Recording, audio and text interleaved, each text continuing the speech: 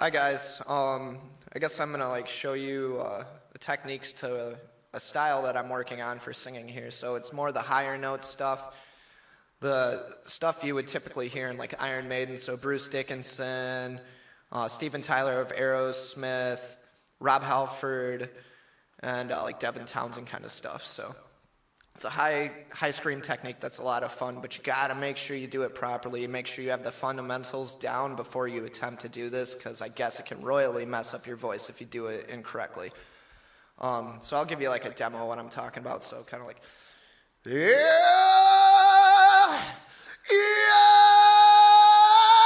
yeah. So go an octave up. Yeah.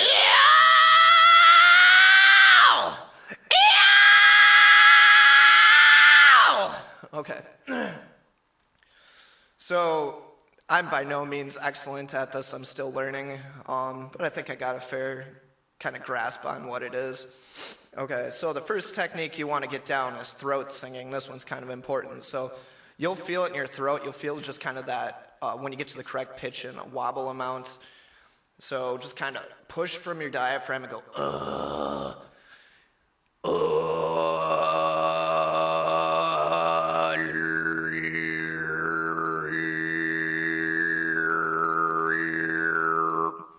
So, I mean, I could explain it a little bit further, but it wouldn't help much. It's more one of those things, just kind of, and, you know, get it to the point of where it feels comfortable and it sounds correct. The next technique you want to know is vocal fry. So this is something that people use to do metal screaming, if you're doing it properly. But it's definitely a useful technique. Make sure you're doing it right, because it's another thing that can hurt your voice really bad if you don't. So that's kind of the noise where when you're taking a dump, you know, like a grunting noise, just like, So you can kind of hear where that comes into like a metal scream sort of thing. So obviously not that distorted, not that heavy with it, but you make a combination of the throat singing and then the vocal fry, you know, with your upper register. Another thing, when you're going up high, you tend to use more head voice than chest voice, but you want to make sure you're not using like just a head voice, because it'll sound super nasally. So you want to try to mix your head voice and your chest voice, and that's something that comes from just kind of practicing and feeling it. So if you're using your head voice way too much, it'll sound too thin and nasally. If you're not using your head voice enough, you probably won't be able to hit those notes. So it's kind of like mixing falsetto in your singing voice. So a good technique to do that I learned is kind of making, I guess, like a cartoony noise. So if you go like, so,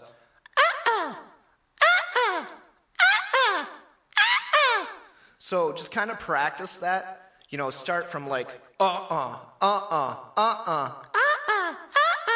You know, you want to, you know, practice that transition. And I'm not super clean at it, so I got a long ways to go with it yet. But once you kind of get that noise down, that feels good to you, like it feels right, and it's not like hurting your voice or anything like that, that's what you want to use when you get on that upper register. So a combination of doing the uh-uhs, getting that range down, using the throat singing and vocal fry, that's the combination that you want to use. You want to kind of morph all that together, and that comes with practice. And if it starts to hurt your voice, stop and figure out what you're doing incorrectly. Don't keep trying to push it, because you're obviously going to mess up your voice doing that. So once again, a combination all together. We'll start a little lower and then I'll just go up. So,